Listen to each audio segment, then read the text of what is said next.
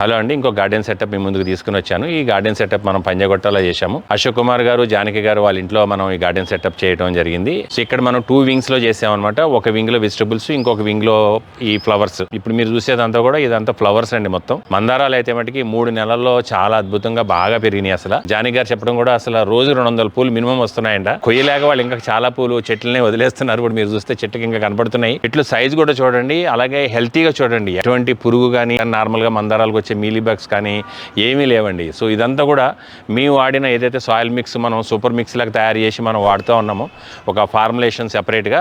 So ఇందులో కలిపిన ఈ ఫెర్టిలైజర్స్ ఏవైతే ఉన్నాయో వాటన్నిటి ఎఫెక్ట్ ఇక్కడ మీ కళ్ళ ముందు మీకు కనపడుతుంది అనమాట. సో ఇవన్నీ ఇప్పుడు మీరు చూసేది ఇదంతా కూడా ఇక్కడ పడి వచ్చిన పాదులండి. ఇవన్నీ కూడా వాటర్ మిలన్ కానీ అలాగే దోస పాదులు కానీ అట్లా వచ్చేసినాయి అనమాట.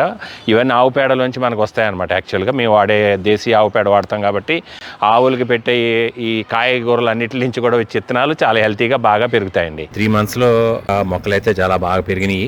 చూడండి ఎంత బాగా వచ్చినాయో. ఇదేమో 2 స్టెప్ చేసామన్నమాట. కిందేమో వైట్ టబ్బులు పెట్టాము, పైన బ్లాక్ టబ్బులు పెట్టాము. 1 feet విడ్త్లో అనమాట ఇవి. ఇక్కడేమో ఇది 2 feet విడ్త్. ఈ చిన్న టబ్బులో పెట్టిన ఈ బంతిపూల చెట్లు అయితే మటుకి ఎంత బాగా వచ్చినాయి చూడండి. కలిపిన ఫెర్టిలైజర్ యొక్క రిజల్ట్ అనమాట ఇది. మేము ఎలా కలిపాము సాయిల్ మిక్స్ అంతా కూడా ఆ రిజల్ట్ ఇక్కడ మనకి కళ్ళకి కనపడుతుందండి ఇదంతా కూడా. అలాగే ఈ పక్కకు వస్తే ఇటు సైడ్ వంకాయలు కూడా చూడండి అసలు ఎంత బాగున్నాయో. అంతా రౌండ్ వంకాయలు ఎక్కడ చూసినా గుత్తుల కింద వచ్చినాయి అనమాట. వంకాయలన్నీ కూడా అప్పుడు పెట్టిన వంకాయ మొక్కలు అనమాట. ఇవన్నీ కూడా మేము పెట్టిన వంకాయ మొక్కలు ఇవన్నీ. చూడండి ఎంత హెల్తీగా ఉన్నాయి. ప్లాంట్ చూడండి ఎంత హెల్తీగా కనపడుతున్నాయి. బాల్స్ లాగించక మేము పెట్టిన పెన్సిల్ దండ అయితే మటుకి చాలా బాగా వస్తుంది. కాయలన్నీ కూడా చూడండి ఎంత బాగా వస్తుంది. కాయ సైజ్ చూడండి ఎంత బాగా వస్తుందో.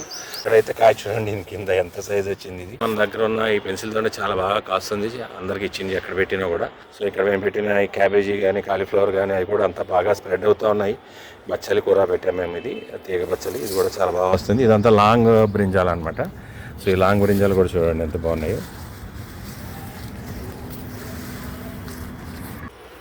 ఇట్లా వెనక్కి వచ్చేస్తే మనకి ఇట్లా కనపడుతుందండి గార్డెన్.